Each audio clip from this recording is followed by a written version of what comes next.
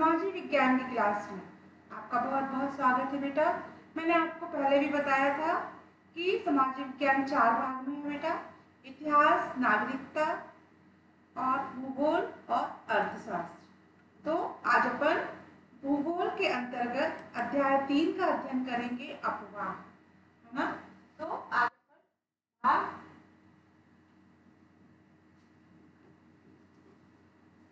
आज अपन भूगोल पढ़ रहे हैं बच्चों। भूगोल में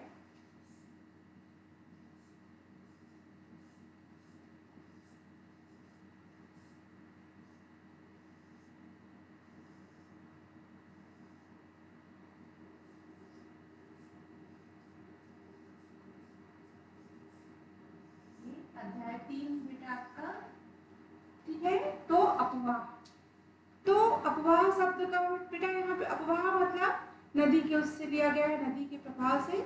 अपवाह शब्द का क्षेत्र कैसा है?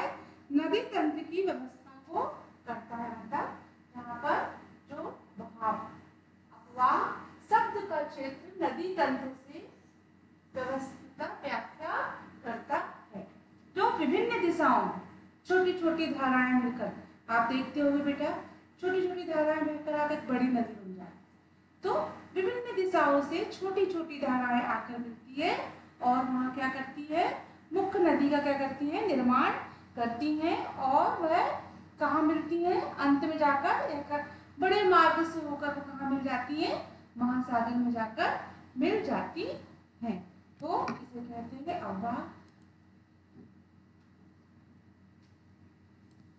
इसका निकास किसी बड़े जलाशय जैसे झील, या जब छोटी छोटी नदियां बड़ा रूप ले लेती हैं तो जिसका निकास है या बड़े जलाशय में या झील, जैसे कि झील या महासागर में होता है।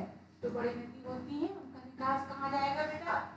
बड़े जलाशय या महासागर में होता है। फिर बेटा नदी तंत्र द्वारा जिस क्षेत्र का जल प्रभावित होता है, मतलब नदी होती है ना, जो उनका जिस क्षेत्र में जाती है, प्रभावित होती है, उसे एक जल अपवाह या द्रोणी भी कहते हैं। तब जिस क्षेत्र का जल क्या होगा? प्रभावित होता है, नदियों का जल कम से अपवाह द्रोणी भी कहते हैं। जो नदी मतलब बड़ी नदी है मान लीजिए आप, है ना, और वह चलते चलते उसका जल प्रभावित हुआ, इससे एक अपवाह द्रोणी का निर्माण होता है। और कोई भी ऊंचा क्षेत्र जैसे पर्वत, उच्च भूमि या मतलब अपवाह द्रोणी एक दूसरे से कैसी होती है?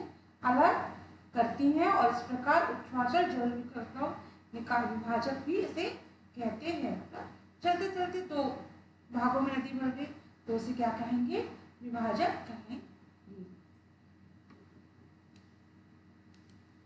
विश्व की जो सबसे बड़ी अपवाह द्रोणी है, मतलब जो अवरोधक है, जो प्रभावित होती जल प्रभावक है, विश्व की सबसे बड़ी जो जल प्रभावक है वो कहाँ है? अपवाह द्रोणी कहाँ से है? अमेज़न में नदी में है। अमेज़न एक नदी है, उसपे सबसे बड़ी अपवाह द्रोणी है। फिर भारत में अपवाह तंत्र, तो भारत में अपवाह तंत्र दो प्रकार से है बेटा। इसका भारत में अपवाह नियंत्रण मुख्यतः भौगोलिक आकृति के द्वारा होता है, मतलब जो भौगोलिक आकृति है उसके अनुसार ही नदियां हैं बेटा। इसका आधार नदियों का विभाजन मुख्य रूप से दो प्रकार से होता है। कितने रूप से होता है बेटा? दो रूप से। तो जो नदियां, आप इसको अगर प्रश्न में पूछा जाए भारत में अपवाह नियंत्रण की कितनी स्थितियां हैं, तो आप लिखोगे बेटा भारत में अपवाह नियंत्रण मुख्यतः भौगोलिक आकृति से दो भागों में विभक्त की गई है। तो एक क्या है बेटा? पहला है हिमालय के द्वारा, पहला है हिमालय की नदियां और दूसरा है प्रायद्वीप नदियां। मतलब जो हिमालय से नदियां निकली हुई हैं और प्रायद्वीप से नदियां, तो ये दो मुख्य भौगोलिक क्षेत्र हैं जिसमें उत्पन्न होने के कारण हिमालय क्या है? भारत के दो प्रमुख क्षेत्र ऐसे होने के कारण जिसमें हिमालय एवं प्रायद्वीप एक दूसरे के क्या है? भिन्न है। और हिमालय की नदियां कैसी होती है बेटा? ये क्षेत्रों से उत्पन्न है। तो जो हिमालय की नदियां हैं वो उसमें पूरे वर्ष क्या रहता है, 12 नदियां हैं, उसमें पूरे वर्ष क्या होता है, पानी रहता है। और ऊंचे मतलब उसमें जो हिम श्रृंखलाएं हैं उससे मतलब क्या होता है, जब पिघलती है तो उनसे भी अपन को क्या प्राप्त होता है, जल प्राप्त होता रहता है। फिर नदियों से पर्वत को काटकर गाजों का निर्माण होता है। इसके बाद नदियों की अवस्थाएं होती हैं, जो नदियां निकलती हैं। तो दो नदियां बताई बेटा मैंने, दो प्रकार के मतलब नदियों को दो भागों में मुख्य रूप से विभाजित किया गया है। तो सबसे पहले है बेटा नदियों का विभिन्न अवस्थाएं, जो नदियों की क्या होती है, विभिन्न अवस्थाएं होती हैं। वो कौन कौन सी है बेटा, नदियों का स्रोत, तो नदियों का स्रोत कैसा है ना, उस मतलब स्रोत कहाँ से निकल रही है, जो नदियों का स्रोत है वो कैसा है, कहाँ से निकल रही है। फिर उसका ऊपरी भाग, ऊपरी भाग कैसा है, देखो बेटा ये ऊपरी भाग है, ये नदियों का स्रोत है, जो नदी हिमालय की नदियों के बारे में भी पढ़ रहे हैं ना।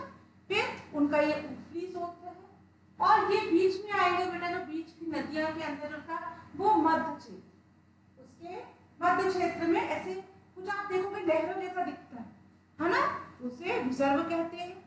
नदियों का ये मुख्य भाग है। फिर कुछ जिग जैग टाइप का, और एक पहाड़ से, मान लो छोटे से पहाड़ से पानी गिर रहा है ना, तो एक गोखुर झील भी है। फिर इसके बाद में बेटा नदी का निचला भाग, निचले भाग में क्या होता है आपको, सिल्ट, मतलब सिल्ट जो होती है बहती है और नीचे अपरदन करके क्या बनाती है, डेल्टा बनाती है। तो ये नदियों की कितनी अवस्थाएं हैं, विभिन्न अवस्थाएं हैं। तो सबसे पहले नदी का स्रोत, नदी कहाँ से निकल रही है, कैसे निकल रही है, फिर उसका ऊपरी भाग, मध्य भाग है ना, फिर विसर्ग। आप देखिएगा नदी में आप ऐसे लहराते हुए कुछ दिखता है ना पानी, कभी आप ध्यान से देखोगे, विसर्ग। फिर उसका निचला भाग और सबसे नीचे डेल्टा, मतलब डेल्टा मतलब रेत का एक बालू का ये टाइप का होता है बेटा, उसे डेल्टा। फिर इसके बाद है बेटा उनके साथ ही सिल्ट और बालू का संवहन करती है। इसके बाद बेटा अगर आपसे पूछा जाएगा कि हिमालय की नदियों की विशेषता, तो सबसे पहले ये रहेगा बेटा कि हिमालय की नदियों में 12 मतलब पूरे समय पानी रहता है और वर्ष भर उसमें पानी बना रहता है। तो हिमालय की नदियां कैसी होती हैं, हिमालय की नदियों में कैसा होता है, वर्ष भर क्या होता है, पानी रहता है। फिर इसके बाद बेटा दूसरा कि हिमालय की मुख्य 2 नदियां हैं, दूसरा है बेटा हिमालय की मुख्य 2 नदियां हैं। कौन कौन सी है वो, सिंधु और ब्रह्मपुत्र। कौन कौन सी 2 नदियां हैं, जो अगर आपसे पूछा जाए कि हिमालय की 2 प्रमुख नदियां कौन सी हैं, तो आप क्या बताओगे बेटा, सिंधु और ब्रह्मपुत्र। तो ये क्या है, एक पर्वतीय श्रृंखला के उत्तरी भाग से निकलती है। ये दोनों नदियां हिमालय की मुख्य नदियां हैं और पर्वतीय श्रृंखला से निकलती हैं। ये नदियों एवं पर्वतों को काटकर क्या करती हैं, गाजों का भी निर्माण करती हैं। मतलब जो अपरदन होगा नदियों का, ये नदियां क्या करती हैं, पर्वतों को काटकर गाजों का भी निर्माण करती हैं। कौन सी 2 नदियां हैं मुख्य हिमालय की, सिंधु और ब्रह्मपुत्र। उसके बाद है तीसरा है बेटा कि फिर बेटा इसके बाद आपको मैंने एक चित्र बताया था, उसमें नदियों की अवस्थाएं बताई थी। नदियों में, हिमालय की नदियों में मतलब जो होती है वो लंबे रास्ते को तय करती हुई कहाँ जाकर मिलती है, सागर में। तो जो हिमालय की नदियां हैं, हिमालय की जो नदियां हैं वो लंबे रास्ते को तय करते हुए अपने ऊपरी भाग में क्या है ना, ऊपरी भाग में क्या करती है, ऊपरी भाग में तीव्र अपरदन करती है, अपरदन क्रिया करती है, मतलब तीव्रता से अपरदन क्रिया करती है। साथ ही सिल्ट एवं बालू का संवहन, मतलब अपने साथ सिल्ट और बालू दोनों क्या करती है, बहाकर लाती है।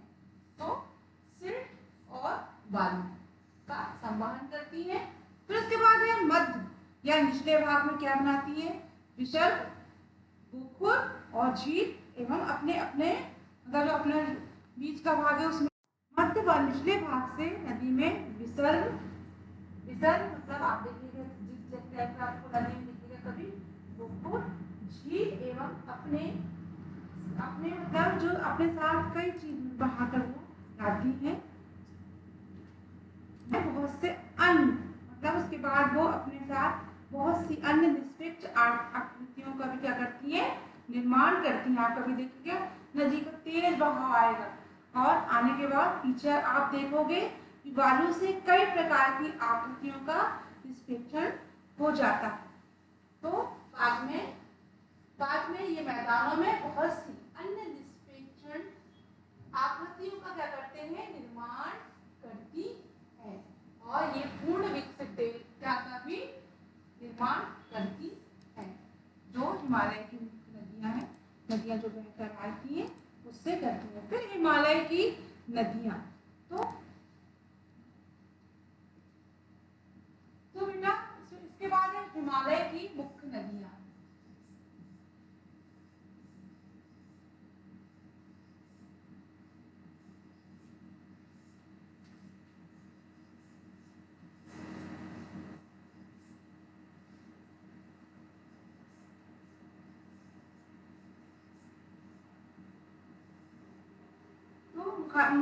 हिमालय की मुख्य नदियां कौन कौन सी हैं?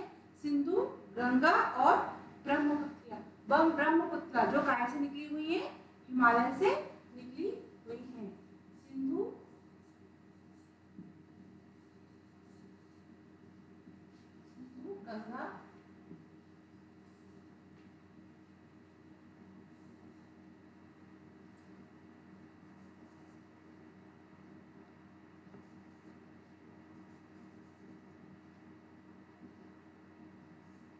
गंगा और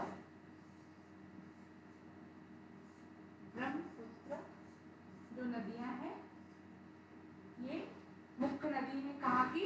हिमालय की ये मुख्य नदियां हैं और ये बहुत कैसी नदियां हैं? ये नदियां बहुत लंबी हैं, ये नदियां बहुत लंबी हैं और इनकी कई सहायक नदियां।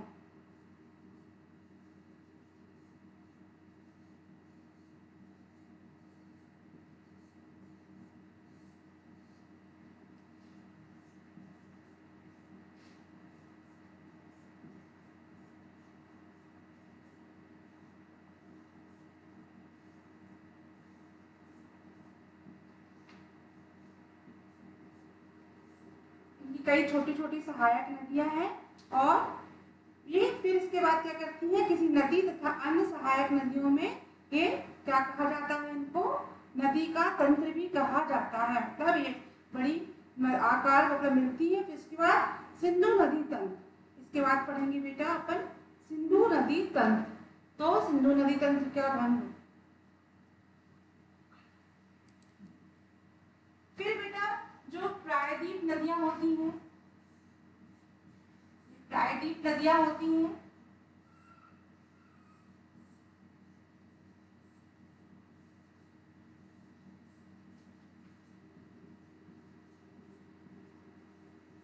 अभी आपने हिमालय की नदियों के बारे में पढ़ा। अभी प्रायद्वीप नदियां होती हैं बेटा, दूसरा है ये प्रायद्वीप नदियां। तो हिमालय की नदियां एक बड़े तंत्र में बहती हैं, इनमें छोटे मतलब बड़ी बड़ी मतलब नदियां मिलकर इस पे एक जगह जाकर किसी अन्य और सहायक नदियों के साथ इनका क्या होता है, मतलब मिलती जाती है और इसमें कौन सी नदी वो होता है बेटा, नदी तंत्र को नदी तंत्र मतलब एक नदी से मिलकर दूसरी नदी, कई नदियों में मतलब ये बड़ी बड़ी छोटी बड़ी नदियों में मिलकर बहती रहती है, इसे क्या कहते हैं, नदी तंत्र कहते हैं। और प्रायद्वीप नदियां कैसी होती हैं बेटा, ये मौसमी नदी होती है।